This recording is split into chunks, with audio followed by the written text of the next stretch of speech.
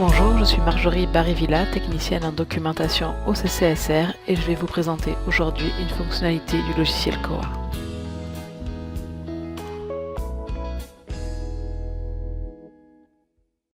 Donc mon écran n'est pas encore partagé, mais ça ne va pas être trop long. Là, j'ai partagé mon écran, donc vous devriez voir, là je suis sur le site de la communauté avec la documentation sur la version 16.11. Donc ce matin, j'ai rajouté des vidéos, des présentations en ligne. C'est sûr que ça dure plus d'1 heure, mais ça vous permet de revoir ce qui a été présenté les derniers jours. Donc dans le fond, je les ai mis tout en bas. Je ne les ai pas mis dans les sections parce que ça peut alourdir vu que ça fait la vidéo est directement intégrée. Donc vous allez les retrouver. Vous voyez, j'ai pas mis le titre mais il y a bien les deux acquisitions et circulation qui sont en ligne. Puis là, c'est l'extraction celle de hier après-midi. Non, pas hier après-midi, hier matin, de catalogage, qui va être bientôt disponible aussi, sûrement tantôt cet après-midi. Donc ça, c'était pour la documentation. Je l'avais déjà présenté. Je vais l'enlever d'ici. Ok, bonjour Nicole et Nathalie. Il est 10h03, je vais commencer. De toute façon, c'est enregistré. Alexandre n'est pas là, mais je suppose qu'il ne va pas tarder à se connecter. J'espère qu'il n'a pas oublié. Sinon, je peux pas. Bonjour Nathalie. Donc, c'est parti. Je vais me mettre sur l'instance de développement. Donc, si vous avez des questions ou des commentaires, n'hésitez pas à utiliser le clavardage ou votre micro. Donc, ce matin, donc, une section plus pour l'intranet, les outils qui sont un peu en lien avec d'autres modules, mais que j'ai regroupés dans cette présentation. Donc, autant au niveau peut-être de l'administration ou des rapports, de bilan, la section bilan et statistiques. Donc, on va essayer de voir tout ça en espérant vous en montrer le plus possible. Donc toujours, j'ai prévu 2 heures, mais je sais très bien que ça ne va pas durer 2 heures. Il n'y a pas des grandes nouveautés non plus à vous montrer, à vous expliquer. C'est plus des petites choses. On va commencer avec la section bilan et statistiques, les nouveautés qu'il y a dans cette section. Je sais que les rapports sauvegarde, les rapports SQL, vous ne les créez pas, ou en tout cas, des fois vous avez un peu peur de vous lancer là-dedans, mais c'est quand même utile comme outil. Puis vous me demandez de faire des rapports, donc c'est bien de savoir comment aller les consulter et voir ce qu'il y a de nouveau sur justement la consultation des rapports ou l'exécution des rapports. Dans l'assistant statistique, il y a une nouveauté dans un des rapports. Ah, pardon, ça c'est ma vidéo qui vient d'être prête. Désolée. Je vais pouvoir après la mettre sur le site. La vidéo sur le catalogage est prête. Je reviens ici. Dans le rapport documents les plus empruntés, je ne sais pas si vous l'utilisez souvent ce rapport-là. Je pense qu'il ne fonctionne pas trop mal. Il y a des fois des rapports qui sont dans le bilan des statistiques, des rapports préprogrammés. Moi, des fois, j'aime pas trop les utiliser parce que on ne voit pas la requête en arrière qui est faite et puis on peut mal interpréter les résultats. Moi, je préfère toujours partir d'une requête SQL pour savoir vraiment dans quel champ, dans quelle table je vais chercher l'information. Mais celui-là, je pense qu'il est pas trop pire, ça se dit pas, pas trop mal, on va dire. Mais dans ce rapport-là, donc dans la version 16.11, il y a des nouveaux filtres qui ont été ajoutés. Donc si vous voulez peut-être plus affiner votre recherche sur les documents les plus empruntés, donc bon, il y avait des filtres de date, mais les trois ici, code, collection et localisation, ont été rajoutés comme filtre. La collection, c'est pas quelque chose que vous utilisez trop sur vos instances, ça n'a jamais été trop utilisé dans la communauté. Je sais que l'instance Montmorency l'utilise, mais c'est pas un filtre sûrement que vous utiliserez, mais peut-être pour les cotes, sur une cote en particulier ou sur une localisation en particulier. Vous pourrez voir des statistiques de ce qui a été le plus emprunté. Donc c'est juste ça, ces filtres-là qui ont été rajoutés dans ce rapport-là.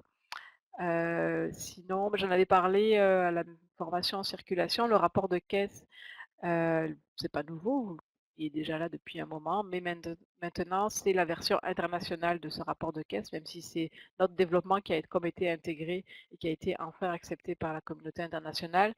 Il a été un peu revu, en tout cas pour bien s'intégrer à la version 16.11. Les fonctionnalités sont les mêmes, mais comme je disais dans la présentation du module circulation, si jamais vous voyez des choses qui fonctionnent plus comme avant, je ne dis pas qu'il y a des améliorations, mais au moins que ça reste stable par rapport à ce qu'il y avait avant. Juste à me le signaler parce que moi j'ai testé de haut niveau, mais vous dans la vraie vie, en faisant des vrais rapports de caisse, vous allez peut-être voir des choses qui sont soit différentes ou qui marchent moins bien qu'avant. Il n'y a pas eu d'amélioration dans l'outil rapport de caisse, c'est juste qu'il est comme intégré et puis il y a des développeurs de l'international qui sont passés dessus. Donc on ne peut jamais trop savoir réellement dans les petits détails ce qui a été modifié, même s'il n'y a pas de grandes modifications dans ce rapport-là. Je ne m'attarde pas plus là-dessus, juste faire attention peut-être dans les prochains rapports de caisse. Dans les rapports sauvegardés, quelques petites nouveautés, surtout dans la présentation. Maintenant, je me souviens plus comment c'était avant. Mais il y avait un bouton action, il fallait comme dérouler et puis enfin, cliquer pour pouvoir accéder au bouton exécuter. Donc ça faisait un clic supplémentaire. Là, on en, on en perd un. De pouvoir lancer directement l'exécution du rapport. Des fois, on n'a pas envie de forcément aller voir la requête, parce qu'on connaît bien le rapport, on veut seulement l'exécuter. Donc on a ce petit bouton qui est plus rapide d'accès pour aller exécuter un rapport SQL, donc dans vos rapports sauvegardés. Également, quand on lance un rapport, je vais aller en prendre un qui est... bon, je sais pas si je veux pas... Je vais en prendre un que moi j'ai créé peut-être. Je sais pas lequel c'était, mais c'est sur un numéro de panier. En tout cas, les actions ont été regroupées tout en haut dans le bandeau, donc ne cherchez plus le, la fonctionnalité, le bouton pour aller télécharger un rapport, c'est maintenant dans le bandeau que ça a été harmonisé, on va dire, l'affichage. Donc là, toujours pareil, pour aller télécharger le fichier en format CSV ou en document, Open Document, pour le mettre après dans Excel ou dans un outil, dans un tableur finalement. Il se présente ici maintenant le bouton télécharger. Puis la fonction planifier, elle n'est pas nouvelle, mais ça fonctionne. Là, je m'en suis planifié un. Donc cette planification de rapport, ça pourrait être quelque chose que vous voulez exécuter à une date précise pour le recevoir, ce rapport-là, par courriel. Donc il faut avoir un certain besoin, mais donc vous l'avez dans chaque rapport, vous allez avoir ce bouton planifier qui n'est pas nouveau, il était déjà existant, mais aussi dans la section des outils. Si vous n'avez jamais fait attention à cet outil-là, le planificateur de tâches, qui n'est pas nouveau, en fait c'est le planificateur de rapport, où on peut aller planifier, donc selon une heure, une date précise, l'exécution d'un rapport. Il faut que le rapport s'exécute sans filtre. Donc, par exemple, le rapport que j'ai fait tantôt, il s'est exécuté sans que j'ai un filtre à l'exécution. Puisque des fois, quand je parle de filtre à l'exécution, on va prendre celui-là par exemple, quand je le lance, ici il y a un filtre. Donc quand on planifie un rapport, ben, on peut pas, le système ne peut pas savoir qu'est-ce que vous voulez remplir comme champ ici. Donc il ne va pas pouvoir s'exécuter. Mais ça peut marcher et ça marche plutôt. C'est pas que ça peut marcher, c'est que ça marche. Ça fonctionne sur des rapports je vais prendre celui de tantôt, qui s'exécutent. Donc là, c'est une liste des commandes pour un panier. Donc, si vous aviez besoin de recevoir par courriel un rapport, vous pourriez le planifier et le recevoir par courriel. Donc là, j'en ai planifié un tantôt pour 10h10. Est-ce que je l'ai reçu le courriel? Je vais aller juste voir dans mon boîte courriel. Oui, je l'ai reçu. Bon, après, Je vais montrer le courriel après, mais pour la planification de tâches, ça ne fonctionnait pas avant, donc maintenant on peut le tester. Donc là, vous avez l'heure, le jour, dans quelle heure vous voulez l'exécuter. Donc si je marque pour en faire un autre, 10h35, la date d'aujourd'hui. Là, vous avez toutes vos listes de rapports sauvegardés qui apparaît ici. Je pourrais avoir la liste des fournisseurs, le format de sortie texte et l'adresse courriel pour recevoir le rapport. Et là, vous avez la liste des tâches, la tâche qui est prédéfinie, qui va s'effacer automatiquement quand le rapport va être envoyé. Tantôt, donc, je me suis fait un rapport, je vais essayer de vous le montrer.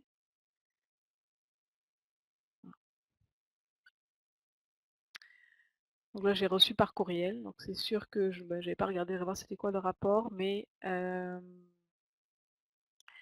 ça me donne donc le rapport en format texte dans mon courriel. Est-ce que vous allez en avoir besoin? Je ne sais pas, mais en tout cas ça fonctionne, ça faisait longtemps que ça ne fonctionnait pas, mais là on a réussi à le faire fonctionner. Je sais que peut-être certaines personnes voulaient l'avoir pour planifier un rapport et le recevoir par courriel le matin, peut-être ça pourrait être la liste des documents en retard. Le matin, vous voulez recevoir par courriel cette liste-là. Je pense à ça, mais ça pourrait être autre chose.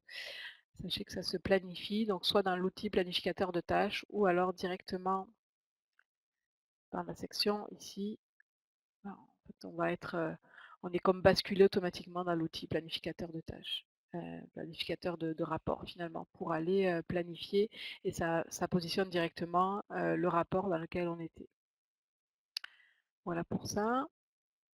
Il n'y a pas de questions particulières, c'est pas vraiment un grand bouleversement, mais c'est toujours bon de savoir que ça existe. Donc l'option téléchargement, je vous l'ai montré. Et puis la possibilité de supprimer des rapports, c'est pas nouveau de la version 16.11, vous l'avez dans la version 3.22, mais maintenant c'est en lien avec une permission. Donc tout dépend, et pas forcément, je vais déplacer mon machin. Si jamais vous n'avez pas toutes les permissions du super bibliothécaire, il y a maintenant, non c'est pas ici, c'est dans les rapports, la permission pour supprimer les rapports SQL. Donc si vous voulez seulement donner la permission pour exécuter les rapports mais pas en créer et pas en supprimer, il y a vous pouvez affiner dans le fond la permission pour le module bilan et statistiques finalement. Voilà pour ça, j'ai pas d'autres nouveautés pour la section bilan et statistiques. Si vous n'avez pas de questions, je vais passer à une autre partie de l'intranet. C'est beau, je continue. Au niveau de l'intranet, on va parler un peu plus de préférences système peut-être. Pour les multisites, donc c'est sûr que ça ne concerne pas tout le monde, mais pour les multisites, il y avait une préférence système qui s'appelait Single Branch Mode, donc qui permettait, je me souviens même plus ce qu'il y avait comme option, mais ça permettait je ne sais plus d'ailleurs, mais cette préférence système n'existe plus. Maintenant, dès que vous créez un nouveau site sur l'instance, donc dès qu'on passe de un site à 2 sites dans la gestion des sites et groupes, Koa va détecter que vous avez besoin peut-être à certains endroits dans l'administration de devoir gérer des sites. Donc quand vous êtes simple site, vous pouviez toujours créer des règles de circulation pour tous les sites. Mais quand vous passez à 2 sites, il y a d'autres options qui apparaissent pour ceux qui sont multisites. Donc pour ceux qui étaient déjà multisites, ça ne change rien à ce que vous aviez avant. Vous allez avoir les mêmes paramètres possibles pour différencier d'un site à l'autre. Pour ceux qui sont simples sites et qui vont créer un site, donc ça peut être des fois des sites virtuels, donc pour une bibliothèque virtuelle, mais le fait de créer un nouveau site va vous permettre d'avoir des options pour choisir, par exemple pour les notifications, on peut créer des notifications pour un site en particulier. Donc toutes ces options-là, tous les sites, choisir un site en particulier, apparaissent dès qu'on a un deuxième site finalement, normalement avec la version 16.11. Quand on a un simple site, on n'a pas ces options-là qui apparaissent puisqu'on n'en a pas besoin. Donc c'est juste la différence. La préférence système maintenant n'existe plus et c'est automatiquement Koa qui va gérer dès qu'il y a un nouveau site qui est créé. Toujours si on reste dans les préférences système, peut-être que vous l'avez vu tantôt, il y a des nouvelles préférences système pour gérer du code HTML à l'intranet. Il y a certaines sections où on pouvait mettre déjà du texte à l'intranet. Euh, il y avait comme le opaque main user block, mais il y a la même pour l'intranet, ça bouge pas. Mais il y en a deux nouvelles sections qui sont disponibles. Donc c'est Intranet Circulation Home HTML et Intranet Report Home. Donc tout à l'heure, quand j'étais dans bilan et statistiques, là j'ai du texte que j'ai inscrit. Donc c'est une nouvelle section où vous pouvez mettre de l'information, peut-être des liens vers soit des rapports sauvegardés, vous voulez offrir à au personnel un accès rapide à un rapport en particulier. Je sais qu'on l'avait déjà fait pour certaines instances, le mettre à la place du texte ici, mettre un URL, ce qui est possible aussi pour que ce soit plus rapide au lieu d'aller dans la section bilan statistique d'un rapport sauvegardé, d'aller chercher un numéro de rapport. Des fois, c'est pratique d'avoir un accès rapide vers un rapport en particulier, comme pour les amendes ou pour les avis de retard ou faire du suivi. On pouvait le mettre et on peut encore le mettre dans cette section ici qui prend en charge le HTML. Il y a aussi la page d'accueil de Koa où on peut mettre des nouvelles, mais aussi il y a une section ici qu'on peut mettre du HTML. Il y a le main user block qui était disponible déjà. Donc il y a plusieurs sections, on peut mettre du HTML, du texte libre finalement si vous mettez de l'information pour le personnel. Mais maintenant il y en a deux supplémentaires. Donc comme je vous disais, dans la section bilan et statistiques, ici une section pour mettre des liens ou du texte, je ne sais pas ce que vous voulez.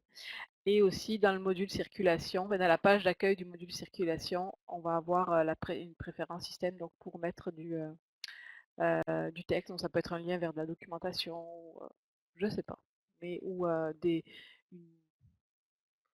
rapport encore qui concerne la circulation, ça pourrait être un lien, un URL vers ce rapport-là, pour ne pas surcharger peut-être la page d'accueil de Koa si vous avez déjà des nouvelles qui s'affichent dans la colonne ici. Et là, vous voyez, on avait fait un lien rapide sur les documents en retard. Ben, ce lien-là pourrait être déplacé dans la section bilan et statistiques pour ne pas la laisser sur la page d'accueil.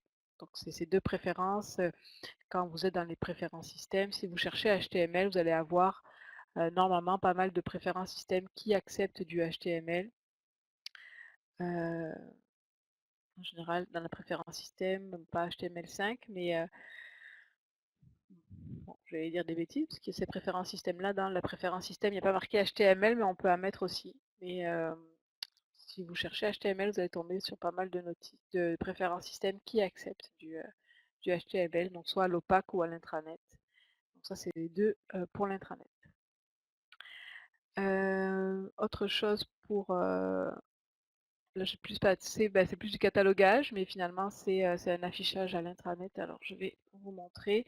Je l'avais présenté hier dans la présentation du catalogage. Je ne sais pas si les personnes qui n'étaient pas là hier matin. Mais ce menu ici d'index de recherche, c'est nouveau de la version 16.11, donc ça concerne l'intranet. Je vous en parle ce matin. C'est une préférence système qui permet d'activer ou pas, d'afficher ou pas ce menu déroulant, donc pour faire des recherches plus précises sur les index sans aller forcément dans la recherche avancée. Donc je ne vais pas m'attarder dessus, je l'avais présenté hier dans la présentation pour les nouveautés au catalogage. Je vais aller voir ma notice test pour vous montrer deux petites choses.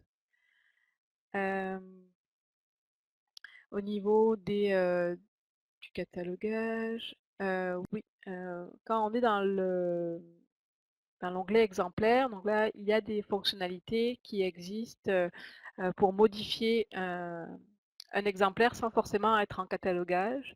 Et ces actions-là, certaines, par exemple pour le statut perdu, c'est par là que c'est en lien avec le module circulation.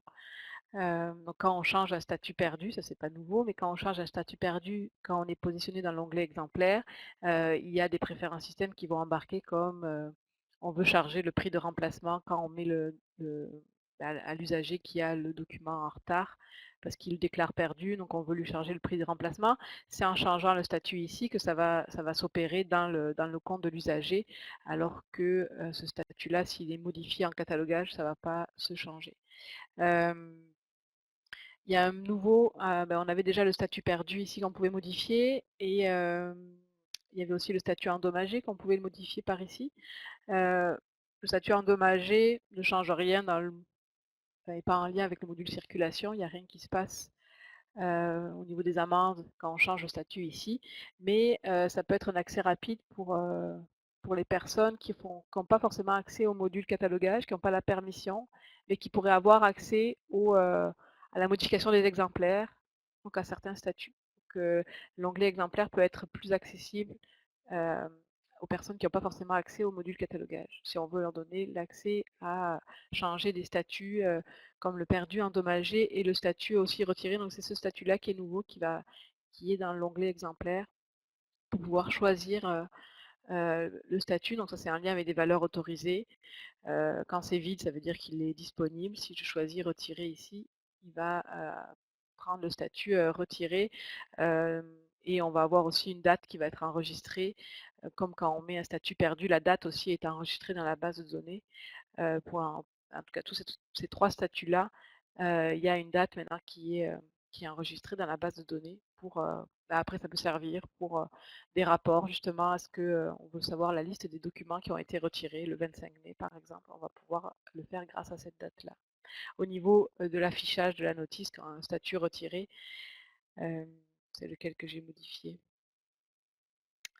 C'est celui-là, c'est le premier. Bon, là, il y a plusieurs choses parce qu'il y a des réservations, il y a un transfert, donc ça se noie un peu dans mes autres informations. C'était pas loin d'exemplaires que j'ai pris pour faire le test, mais le statut est là. C'est pas nouveau ce statut-là. Quand on essaye de prêter un document qui a un statut retiré, on va voir un message en circulation. Mais la nouveauté, c'est qu'on va pouvoir donc, changer ce statut-là peut-être rapidement. Au lieu d'aller dans modification de l'exemplaire au catalogage, on peut le faire dans l'onglet exemplaire ici. Puis on peut toujours le faire, si on avait l'habitude de le faire, via la modification d'exemplaire, donc plus au niveau catalogage. Quoique là, la zone est peut-être cachée. Donc c'est ça aussi, si c'est caché dans votre grille d'exemplaires, là je vois qu'il est caché, c'est possible. J'ai pas fait attention dans la grille, mais là il apparaît pas. Mais c'est pas parce qu'on ne peut pas le faire, c'est que dans la grille de catalogage, il doit être caché. Je vais aller le vérifier tout de suite. Donc c'est juste une façon de faire autrement pour changer le statut retiré. Je vais aller voir la grille par défaut, parce que vous pouvez alléger l'affichage de la grille. Donc c'est la zone 952. Donc c'est ça le statut d'endommagement. La sous-zone est ignorée dans cette grille-là. C'est pour ça qu'il n'apparaît pas dans euh,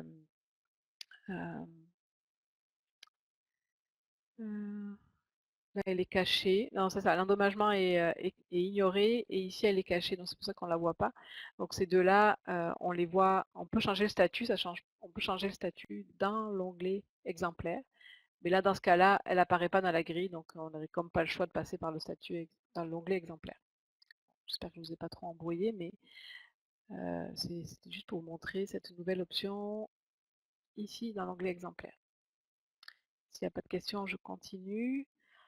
On va rester dans une notice. Ça avait été demandé, je crois, plusieurs fois, de pouvoir afficher la note non publique, donc la note privée, la note non publique, non destinée au public, dans cet affichage ici. Donc c'est une note qui n'apparaît pas à l'OPAC, bien évidemment, mais elle n'apparaissait pas dans ce tableau-là. Il fallait aller dans la modification d'exemplaires pour le voir soit dans ce tableau-là, soit directement dans la fiche. Maintenant, on va pouvoir le faire afficher dans dans ce tableau-là. Alors, c'est pas automatique quand vous passez à la version 16.11. J'ai pas encore fait la documentation, mais je vais vous montrer, parce que vous allez pouvoir le faire. Quand j'aurai fait la documentation, vous arriverez à refaire ce que je vais vous montrer dans les prochaines minutes. Mais si vous voulez le faire afficher dès aujourd'hui, même s'il n'y a pas la documentation, vous pouvez m'envoyer un message et j'irai vous paramétrer cette information-là. Pour ceux qui sont en version 16.11, ça ne marche pas sinon encore dans la version 3.22. Donc là, elle apparaît parce que j'ai fait une modification dans l'administration. Donc c'est sûr, c'est pas quelque chose qu'on va souvent, puis je vous conseille pas de modifier des choses là-dedans parce que ça peut faire des ben, en tout cas, de ne pas modifier des choses que je vous dis pas de modifier, ou de quand vous suivez une documentation précise, il n'y a pas de problème, mais n'allez pas essayer de faire des tests là-dedans, parce que c'est des liens entre le format marque et la base de données. Donc si on enlève un lien, ben, des choses qui pourraient ne pas afficher, par exemple si on enlève le lien entre la zone, en fait, le $100 et le champ auteur dans la base de données. Si on enlève ce lien-là, si on met rien, par exemple, on pourrait ne plus voir afficher l'auteur dans certaines notices en vue normale. Donc, il y a des impacts comme ça, je ne sais pas à quel niveau c'est vraiment grave, mais on préfère ne pas y toucher. Mais pour afficher la zone, là, on va rajouter un lien qui n'existait pas. Je vais vous montrer comment rajouter ce lien-là si vous voulez voir apparaître la note non publique donc dans votre vue normale, dans le tableau des exemplaires. Donc ici, dans les liens COA-MARC, dans l'administration, on a accès à 3 tables. Dans le fond, c'est 3 tables de la base de données qui sont en lien avec des zones marques. Il n'y a pas d'autres tables qui sont en lien avec les zones marques. La zone, donc la note non publique, si on regarde dans la grille de l'exemplaire, la note non destinée au public, c'est le $Z. Et donc, on est dans la 952, vu que la grille de l'exemplaire, c'est la zone 952. Hop, je suis perdue. Je vais fermer ça, sinon je vais vous perdre également. J'ai eu un petit... Je sais pas. J'ai comme un bruit dans mon... Ah, c'est un courriel qui est rentré, pardon. Je reviens. Donc, dans la table des exemplaires, donc item, là, c'est tous les champs. C'est sûr que des fois, ça ne vous parle pas forcément parce que c'est en anglais. C'est des champs de la base de données. Puis là, on a quand même la correspondance dans le format marque. Donc la 952. Puis là, on peut aller voir le $Z. C'est marqué note destinée au public. Mais si on regarde une instance, je vais aller sur une instance qui est passée en 16.11. Bon, je ne sais pas, je prends toujours Lévis, hein, c'est bon, parce que j'ai travaillé longtemps. C'est toujours mon instance de référence. Si je vais voir dans une instance qui est passée en 16.11, mais qui n'a pas eu encore la modification, c'est ce que vous devriez voir si vous allez voir dans votre grille actuellement. Même pour les 3.22, de toute façon, même si vous le changez en 3.22, ça ne changera rien, ça, vous ne le verrez pas plus affiché. Mais si vous êtes en version 16.11, que vous allez voir votre administration, lien COA marque dans la table des items, pour la 952 $Z, ben non, c'est pas la 950. Est-ce que j'ai dit $Z tantôt? Je suis trompée. Ah ben oui, sinon c'est la note, non, c'est le $X. Ben, personne n'a relevé, mais c'est pas grave. Donc c'est pas la $Z qu'on veut faire afficher, mais elle s'affiche déjà. Mais c'est le $X qu'on veut faire afficher. Donc si je reviens ici, là je suis sur mon instance de développement, là c'est inscrit, c'est relié. Donc la note non publique, donc dans la base de données, est bien reliée à la 952 $X. Alors que actuellement sur vos instances, ça doit plutôt se présenter comme ça. Vous n'avez rien inscrit dans, il n'y a pas de lien qui est fait dans la note non publique. Donc c'est pour ça qu'elle ne s'affiche pas dans le tableau des exemplaires, même si vous avez la version 16.11. Donc il va falloir modifier ce lien. Mais je vais le faire sur Lévis. Je ne sais pas si Sylvie, je crois que Sylvie, tu étais en ligne, donc tu vas pouvoir le voir, puis l'enlever si jamais vous ne voulez pas le faire afficher. Donc il va falloir aller dans la modification de cette zone-là. Et dans les trouver, alors c'est sûr que ça présente, c'est pas vraiment explicite, c'est quoi ces zones-là, mais c'est dans le fond tout ce qui concerne les 900 va se trouver ici. Donc on va avoir toutes les zones marques qui sont dans l'onglet 9, on va dire dans l'onglet 900, donc là il faut aller chercher la 952, donc $X, pas $Z, et cliquer sur OK. Donc là on va relier la 952 à la zone, au champ de la base de données, la note non publique, pour que ça s'affiche dans le tableau des exemplaires. Et donc là, il faut que je clique sur OK. Et maintenant, dans mon tableau, si je reviens ici, c'est bien relié. Donc là, si j'avais une notice avec une note non publique, elle va apparaître dans le tableau ici. Et puis, elle n'apparaîtra pas à l'opaque, bien sûr, c'est vraiment que pour, pour l'intranet. Donc, mais Sylvie, dis-moi si je le laisse ou si tu veux que je l'enlève, mais sinon, je vais le laisser pour toi, Lévi, ce paramètre. Mais je ne vous conseille pas de toucher aux autres ou d'essayer des choses. Ça peut, après, je ne sais pas les impacts qu'il y a, mais pour celui-là, vous pouvez le relier, il n'y a pas de problème, vu qu'il n'avait rien qui était relié, pour le faire afficher. Mais je mettrai la documentation en ligne dans la journée. Ok, je le laisse. Bon, je vais fermer l'instance pour pas mélanger. Donc je sais que ça avait été demandé parce qu'on ne comprenait pas pourquoi on ne pouvait pas la faire afficher, mais maintenant elle va s'afficher. Toujours dans l'intranet, mais là je vais passer, ben, ça va être un peu du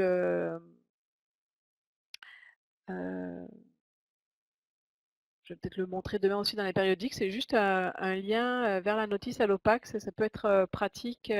On a ce lien-là qui est là depuis longtemps, on peut ouvrir une notice à partir de la vue normale à l'intranet, on bascule directement dans l'OPAC, donc ça permet de voir la notice quand on est en train de cataloguer.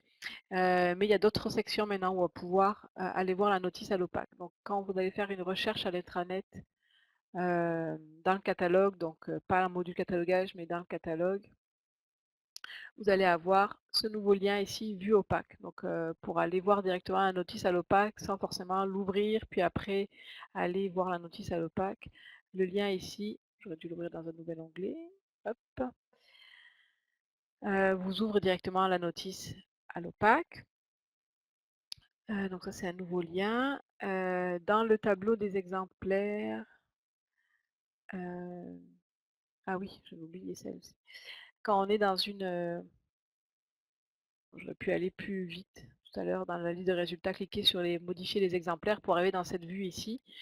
Vous avez la vue opaque directement ici. Ça vous évite d'aller revenir à la vue normale et de cliquer, si vous êtes dans le tableau des exemplaires et que vous avez terminé de votre catalogage d'exemplaires, vous allez voir à quoi ça ressemble à l'opaque. Vous avez dans le bouton action la vue opaque disponible ici et une autre section donc dans le module des périodiques. Peut-être je le remontrerai aussi demain. Donc dans l'abonnement d'un périodique,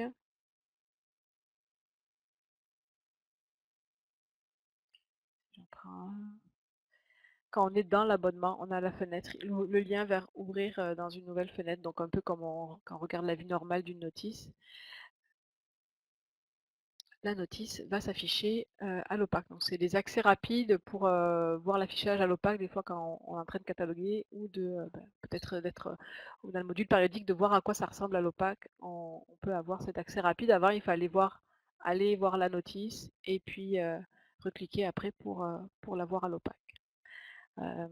Voilà pour ça. Donc c'est des petits accès rapides et pour l'intranet, qu'est-ce qu'il y a d'autre? Ah, je vois liste, mais attends. Est-ce qu'il est possible de fixer les colonnes choisies dans la modification des exemplaires? Fixer les colonnes choisies, je vais revenir dans une notice pour... Donc je pense que tu parles de cet affichage-là, la modification des exemplaires. Donc est-ce que c'est fixer le tri? Quelle colonne va trier? Ou alors l'affichage des colonnes? Fixer les colonnes choisies, je sais pas si je comprends bien ta question, Lise. Non, dans un exemplaire à modifier. Ok, donc ici alors. Ah ben oui, je pense que je le présente tantôt. Les colonnes qui sont ici. Oui, beh, effectivement, je pense que on le voyait tantôt, mais je vais le montrer tout de suite. Visibilité de la colonne, donc c'est un peu, le même principe, on l'a vu dans une autre, hier ou avant-hier, je ne sais plus. Donc quand vous êtes en train de modifier, un exemplaire, vous pouvez cliquer ici et vous avez, la possibilité de cacher des colonnes. Peut-être qu'il y en a qui vous empêchent, vous ne voulez pas voir forcément quand vous êtes en train de travailler. Donc au fur et à mesure que je clique sur une, elle va s'enlever de l'affichage. Là, on le voit en arrière-plan. Puis si je reclique ailleurs, donc là, j'ai fait n'importe quoi. Je ne sais pas ce que j'ai gardé. Peut-être c'est vraiment pas pertinent ce que j'ai gardé comme information. Mais cet affichage, donc, puis en cliquant dessus, on va voir réapparaître. Donc là, j'ai tout qui apparaît. Ah non, je ne sais pas ce que je suis en train de le faire à l'inverse en fait. Pardon, j'ai comme décoché et tout. Je vais remettre tout. Donc là, j'ai tous les champs qui apparaissent. Donc ça, c'est sûr que ça peut faire beaucoup et vous n'en avez pas forcément besoin. Donc par défaut, oui, ça se paramètre aussi. Donc ça, c'est quand vous êtes, vous, en train de cataloguer, mais dans l'administration, dans la section ici, configuration des colonnes. Donc ça va être par contre pour toutes les notices après. On ne peut pas différencier une notice de périodique d'une notice DVD d'un livre.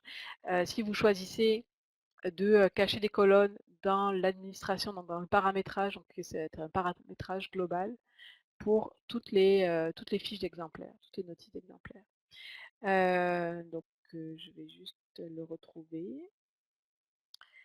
Euh, Oui, c'est ici, éditeur d'exemplaires. Donc, vous avez toutes les zones ici qui sont là et qu'on retrouve après, comme je voyais tantôt, que je pouvais ouvrir ou fermer. Donc, si vous les cachez par défaut, par exemple, ce qui est moins pertinent, bon, je ne sais pas trop là, la source non, mais des fois, on pense que tout est pertinent, mais là, elles seront cachées par défaut. Mais une personne qui veut faire afficher pourra quand même la faire afficher en cliquant ici. Attends, je vais rafraîchir ma page pour revenir à un affichage normal. Donc là, il y a des choses qui sont déjà pas visibles, mais j'ai toujours la possibilité de les rajouter dans mes colonnes si j'en ai besoin, moi, au moment où je travaille. Parce que dans l'administration, c'est juste coché ici, qu'elles sont cachées par défaut, mais c'est pas coché ici, ne peut pas être activé, désactivé. Si vous cochez en plus cette colonne-là, ça veut dire qu'on ne pourra jamais le faire afficher dans l'exemplaire. Je vais l'appliquer pour... donc ça c'est pour le site permanent et pour le code de localisation. Je ne sais pas ce que ça veut dire, cette zone-là. Il faudrait que je vérifie à quoi ça correspond. Donc là, en le faisant ici par défaut, je peux toujours rajouter l'emplacement temporaire, mais vous voyez, l'emplacement permanent n'apparaît plus dans la liste, donc je ne pourrais même pas le faire afficher parce que je l'ai coché tantôt. Donc, je pense que c'était ça, Lise, que tu voulais avoir comme information, mais vous pouvez faire du paramétrage par défaut, mais ça va être pour l'ensemble des notices. Donc, à voir ce que vous avez besoin pour peut-être un compromis, parce que des notices de périodiques, on va peut-être avoir besoin du $H, mais c'est vrai que dans des notices de volume, de livres, on n'a pas forcément besoin de cette colonne-là, mais il va falloir faire des choix pour si vous voulez alléger le tableau. Est-ce que ça va pour ça? Est-ce qu'il y avait des questions?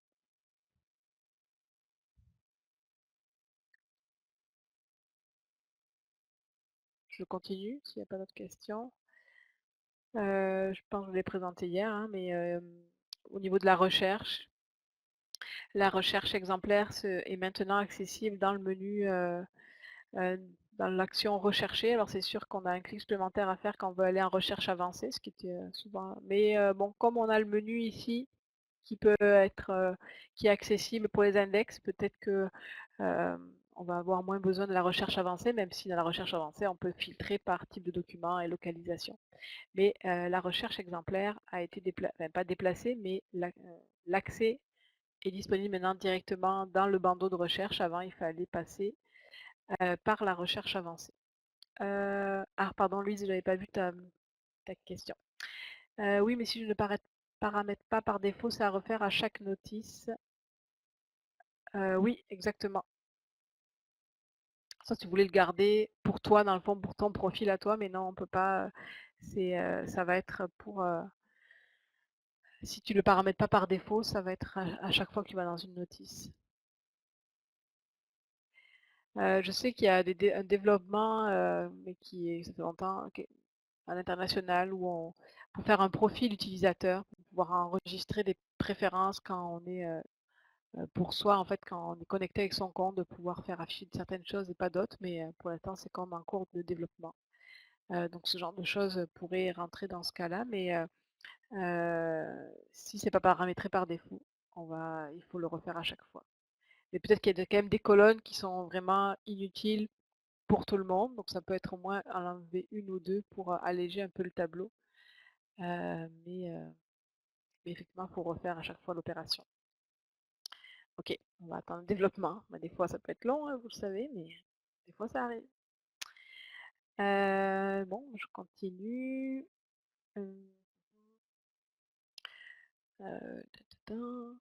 Donc, oui, affichage à note non public, ça c'est bon. Lien vers la recherche avancée. Ça c'est bon, je vous l'ai montré aussi. Dans la section des outils maintenant, hop, qu'est-ce qu'il y a de nouveau? Dans l'outil suppression, rendre anonyme un lot d'utilisateurs. Donc, des fois, pour faire du ménage, c'est que je l'ai utilisé avec certaines personnes pour faire du ménage. Donc, on faisait un peu de bidouillage. Moi, j'aime bien le bidouillage. Mais ce que je faisais, c'est, parce que vous avez des critères des fois en particulier quand vous voulez faire du ménage dans des utilisateurs, c'est selon une certaine date, passer peut-être 5 ans, puis en tout cas, chacun vos critères particuliers. Donc il y a une nouvelle option ici dans la suppression, c'est de partir d'une liste. Donc des fois, ça peut être pratique de faire une liste d'utilisateurs. Donc l'outil de liste n'est pas nouveau de la version 16.11, il existait déjà. La liste d'utilisateurs qui peut être... En fait, on peut créer des listes en ajoutant des cartes, donc en cherchant un par un. Bon, c'est pas forcément le plus facile. Ou alors, attendez, je reviens sur ma liste d'utilisateurs. Je peux... Ah, mais j'avais pas vu qu'on pouvait supprimer par l'autre d'utilisateurs. Donc là, je pense qu'on va être basculé directement euh, dans l'outil suppression. Je n'avais pas vu qu'il y avait un accès rapide par rapport à la liste ici. Puis on a aussi l'option la modification par l'eau directement. Mais pour ajouter des utilisateurs, j'avais vu autre chose pour le rajouter. Oui, non, c'est en faisant une recherche finalement. Pardon. Si on fait un filtre de recherche sur une catégorie ou on n'a pas ici, c'est pas un bon exemple. Je vais prendre une vidéo. Donc je peux aller sélectionner mes utilisateurs et les rajouter dans une liste et après aller supprimer, enfin, créer des listes personnalisées dans le fond d'utilisateurs et après pouvoir supprimer les utilisateurs de cette liste-là. Donc c'est une nouvelle façon euh, de supprimer les utilisateurs en lot quand vous voulez faire du ménage dans vos anciens dossiers. Je vous rappelle que quoi qu'il arrive, avec cet outil-là, et puis même quand vous voulez supprimer un dossier manuellement, s'il y a des prêts en cours ou s'il y a des amendes, si le compte n'est pas à zéro au niveau des amendes, le dossier ne pourra pas être supprimé. Donc même pour des vieux comptes où vous voulez laisser faire pour les amendes, mais quoi qu'il arrive, ce compte-là, tant qu'il n'est pas à zéro, ne pourra jamais être supprimé, même si vous le faites via l'outil de suppression en lot. Le système va les sauter dans le fond, même s'il appartient à votre liste. Il ne sera pas supprimé tant qu'il y a toujours un montant finalement dans le compte des amendes. Donc il va falloir aller amnistier ce compte-là si vous voulez vraiment supprimer l'utilisateur et ne plus faire cas des amendes qu'il doit encore. pour le supprimer de votre banque d'utilisateurs.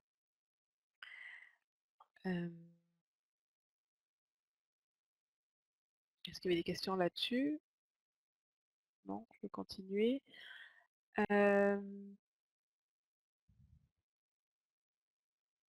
Dans les outils, toujours. J'en ai parlé un peu hier avec le module catalogage. Donc cet outil de télécharger, bon, c'est pas vraiment un bon nom, peut-être mettre outil de téléchargement. Donc ça permet de télécharger directement sur votre instance des fichiers pour après soit peut-être mettre en lien une vidéo ou une image dans vos notices, ou de mettre un fichier, en tout cas sauvegarder quelque chose sur l'instance de quoi, parce que vous ne savez pas où le sauvegarder. Si vous n'avez pas de serveur en ligne, que vous voulez avoir accès à un document, vous allez pouvoir le mettre ici. Je ne sais pas la limite qu'il y a sur le serveur. On a aussi OnCloud qui est disponible, c'est un service du CCSR qui est inclus dans votre abonnement Koha, si vous voulez l'utiliser pour utiliser un espace dans le nuage, dans le fond, pour déposer des documents.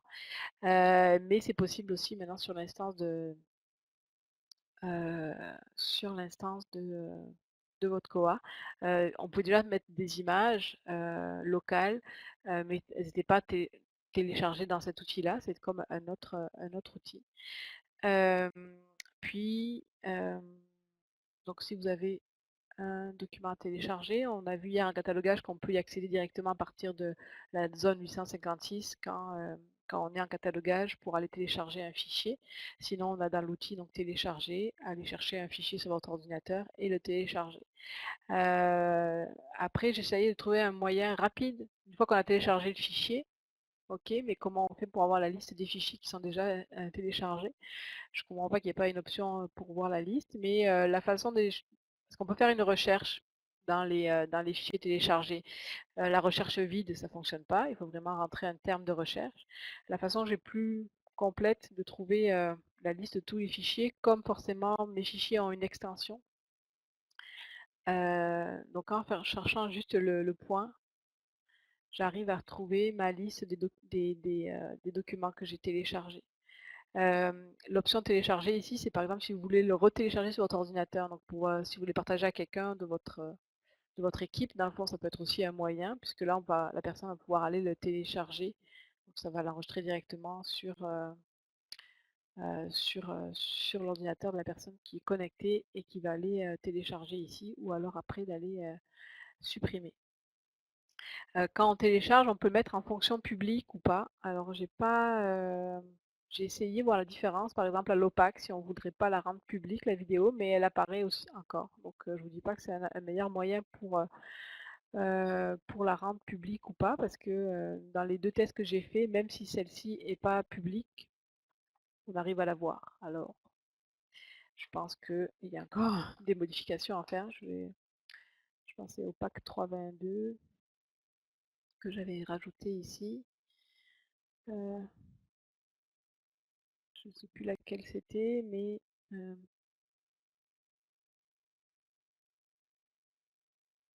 juste voir. Attendez, ce sera pas long, je vais juste pas vous dire de bêtises. Même si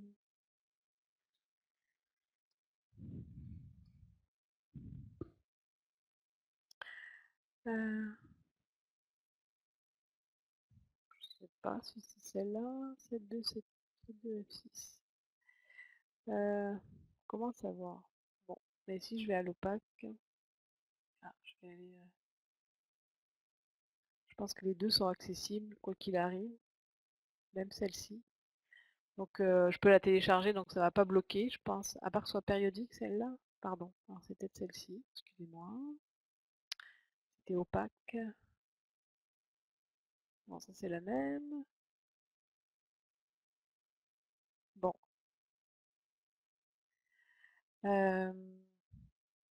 Bonne question. Mais je pense que ça ne changeait rien. On mettait. Les deux apparaissent à chaque fois, même si jamais. Je peux aller l'ouvrir aussi.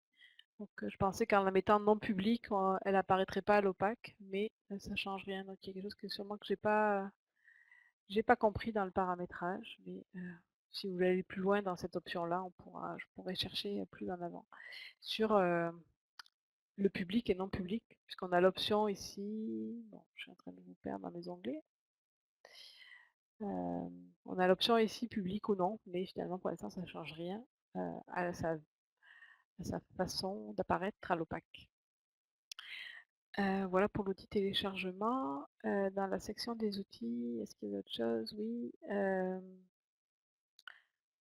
Hop, c'est dans l'onglet catalogage. Je le vois pas maintenant. Bon. Euh,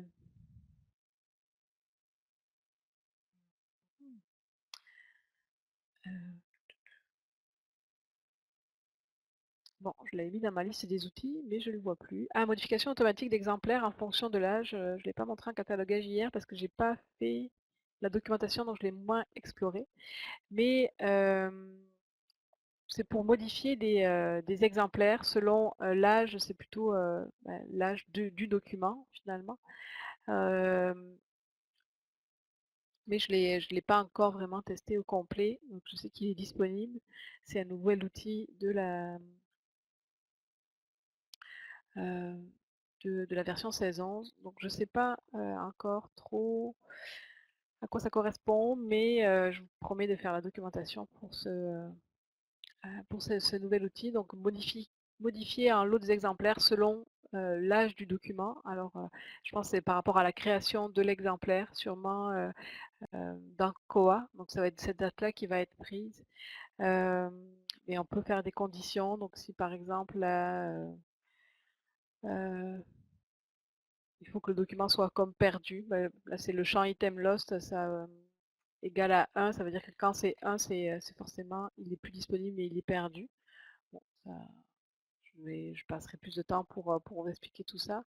Là, il y a un champ obligatoire, donc on va mettre autre chose. Alors, si est égal, si le document est disponible mais il est perdu et il a plus de 30 jours, ben, on va le modifier.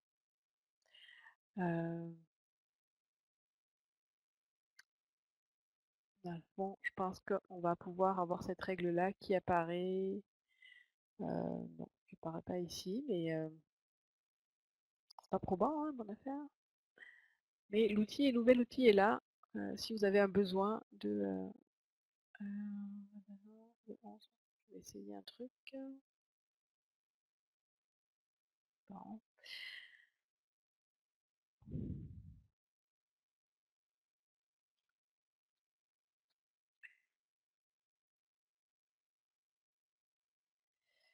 Je vais voir à quel endroit on allait avoir la modification en lot. Non.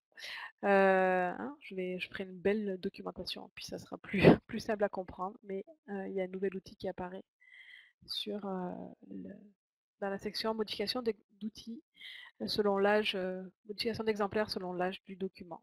Je ne sais pas si c'était un besoin que vous aviez, mais il va y avoir un nouvel outil pour ça, puisque là, la modification d'exemplaires en lot, c'est une liste de codes barres, mais il faut d'abord faire un filtre, nous, faire une liste de codes barres. Quand on veut les modifier en lot avec un rapport SQL, c'est possible. Mais là, on va pouvoir le faire selon l'âge de l'exemplaire.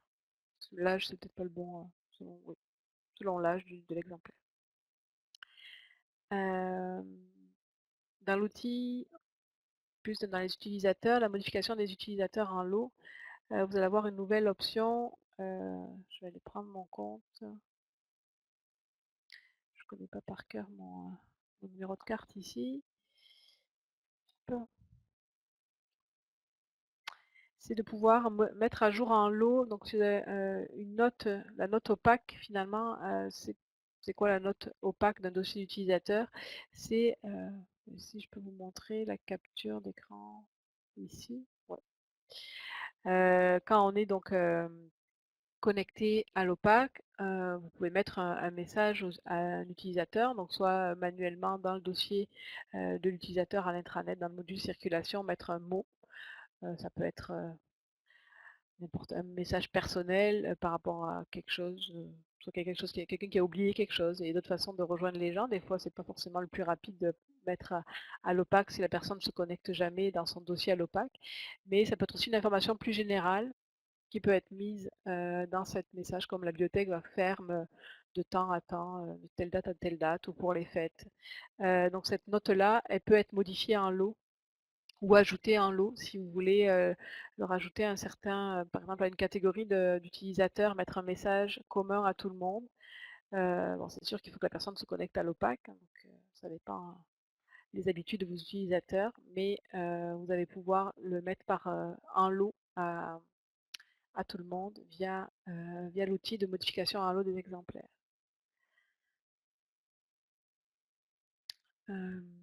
Ça va pour ça? Pas de questions? Je continue dans la section des outils toujours. Dans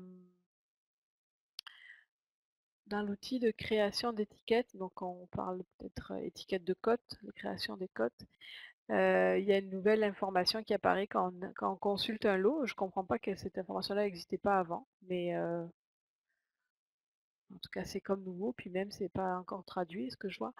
C'est la colonne des cotes. Pour moi, ça me semblait évident que cette colonne-là s'affiche, mais apparemment, elle ne s'affichait pas avant. Puisque là, on va imprimer des codes, donc c'est toujours bien de savoir quel code on va imprimer. Je sais que le code barre, ça s'affichait, mais en tout cas, ça a été présenté comme une nouveauté. Je n'ai pas vérifié si c'est vrai, effectivement. Je pourrais aller voir dans la version 3.22 si cette colonne-là s'affiche pas. Mais en tout cas, si elle ne s'affichait pas, je trouve ça bien dommage quand on veut imprimer des codes et de ne pas voir forcément dans le lot quel code on va imprimer, mais de peut-être voir la notice. Ah ben non, effectivement, dans la version 3.22, on n'a pas de colonne pour la cote.